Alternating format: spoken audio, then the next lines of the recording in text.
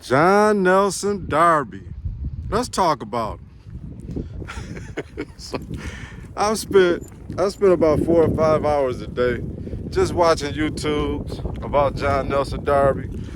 Those who support him and those who don't, right? I try to have a well-rounded viewpoint, especially on such a polarizing issue of the pre-tribulation rapture. Now, a few things I already knew, but like I've said before, once I found out that he's attributed for popularizing the pre-tribulation rapture doctrine back in the 1830s, that was enough for me to leave that alone as being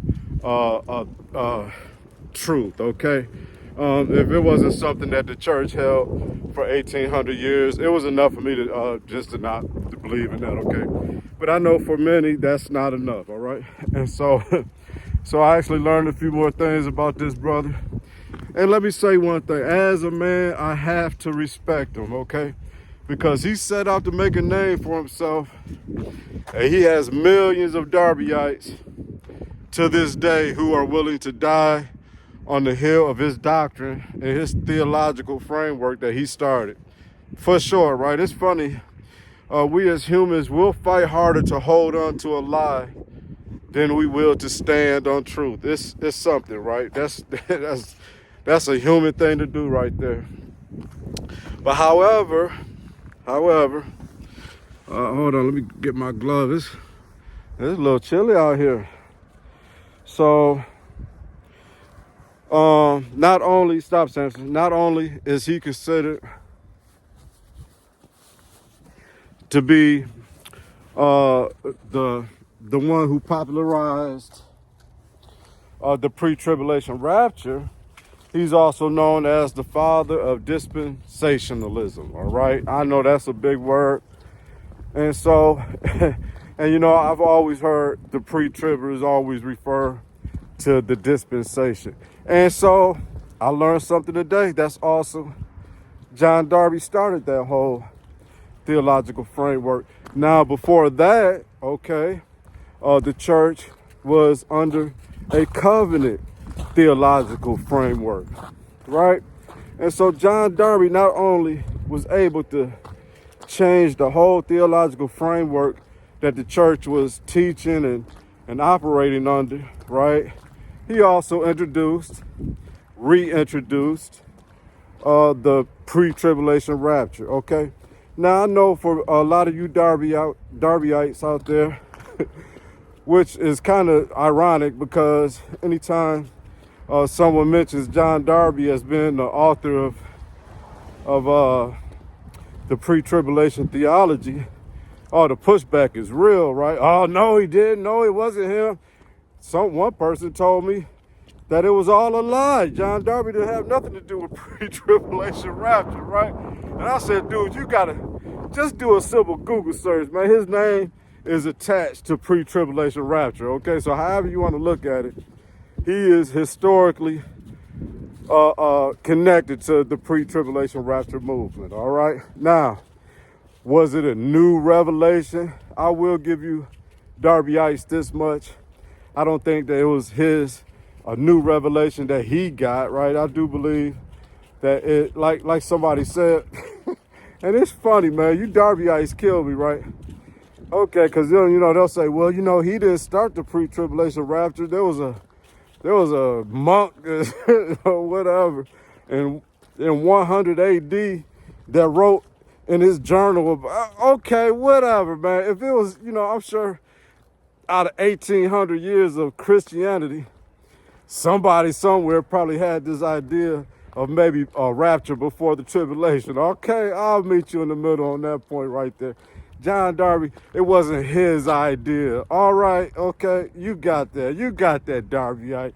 John Darby didn't create pre-tribulation theology, all right? He didn't start the idea, all right? We'll say some monk in 100 AD did in his writings. But the whole point is this, right?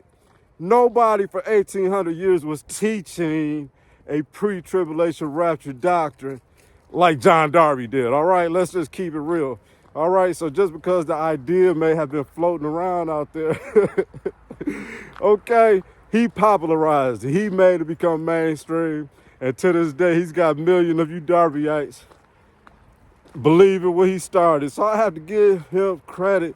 He definitely made a name for himself, okay? He started his own church. He really did, if you think about it. He changed the whole theological framework. He introduced this whole not new idea, okay? I'll meet you Darbyites in the middle. He reintroduced this idea of a pre-tribulation rapture doctrine with his dispensational theology and started his own church, okay? And so historically speaking, we know that in essence, he really did. He started the Pilgrim Brotherhood or something like that, right? And he was going throughout Europe and they wasn't messing with him. You know, they wasn't about to change what the church has been studying and following and practicing for over 1,000 years just because this guy trying to make a name for himself. So he wasn't accepted. And he came over here to America, connected up with Schofield, and boom, there you go. He started floating around the United States back in the 1800s, early 1900s, spreading it, started his church. Like I said, no difference than how the Mormons did their thing. And so, all you pre-tribbers, all you Darbyites, you're just part of the whole new church. That's really all it is if you think about it. That whole dispensation, he is considered the father of that theological framework. He's considered to be the one who started the whole pre-trib theology. These are historical facts. And I know all you pre-tribbers, like I said, well, you'll fight harder to stand on a lie to hold on to a lie than you will to stand on truth. And so he came over here to the United States. He teamed up with Schofield. Schofield put all dispensation and pre-trib rapture in his Bible, and they circulated it throughout the Western Christian world. They started their own seminary colleges and began to pump out Darbyites left and right. And so here we are 200 years later, and millions of you so-called Christians out there, you're nothing but Darbyites at this point. You're believing in this man's whole new framework of theological discussion and belief, and a whole new idea of this pre-trib rapture. These are facts, okay? For 1,800 years, the church was not following a pre-tribulation theology. That is a fact. And I know I watched one guy, he was trying to do his pre-trib teaching, and he was welcoming anybody to call in and have a discussion with them, and he said, well, don't come at me talking about John Darby. Why not? That's a very valid point to start. You see, that's what I'm saying. People will fight to hold on to a lie than they will to stand on truth. You know, if we're going to start with a pre-trib discussion or argument, we absolutely got to start with John Darby. How can you not? And how can you dismiss that for 1,800 years the church wasn't teaching this doctrine throughout Christendom? Those are valid points right there, saints. And so, what side of the aisle I stand on. I'm not a Darbyite at all, right? I'm old school Christian church. If they wasn't believing in this whole pre-trib rapture madness, it is so funny watching you Darbyites, the mental gymnastics you got to go through to make this whole thing fit and try to. Man, I tell you, it is fun to watch. I've heard some doozies from some of y'all trying to make it all fit. It is amazing, right? And so I know I posed a question a while back, like, how far are you Darbyites willing to go, like, into the tribulation until you realize that what you've been believing all along was a lie? Like, I just really want to know. I got one question out of all the time. Somebody who's a Darbyite, he's a pre-tribber, but he actually answered the question. He said, if I see the Antichrist revealed, then I'm willing to admit that pre-trib is not going to happen. So I was glad to see that at least he was honest about that, you know. And I still pose that question to you Darbyite pre-tribbers out there, you know. How far are you willing to go? Because I'm saying a lot of you Darbyite pre-tribbers really believe that the rapture should have happened by now, you know, with all these prophetic things unfolding, you know. And once you realize that it's not going to happen, this thing started by John Darby. It wasn't a popular hell. And this is so fun. Ain't this how the devil worked though?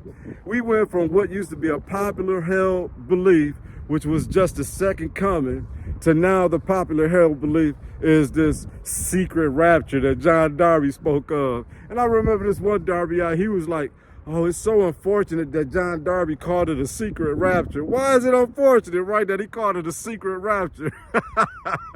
Right, because it don't make sense, but that's exactly what he called it. It's a secret rapture, right? Because, you know, the Bible's saying the second coming, the whole world is going to see this thing happen, you know. And so you can't put the rapture into the second coming. That's why you pre-tribber Darbyites. You just created this whole new phenomenon event. That's not. All right, man. You know, whatever, man. Well, one thing for sure, one of us gonna be right one day, right? Because we do know that the Lord is returning one day, and so I guess at the end of the day, that's all that matters, right? So, all right, let me get out here, man. I'm on my walk. You see, they got my buddy right there, so we about to get out here in this field, walk through all this lovely snow. So, all right, thank you for watching, man. Until next time.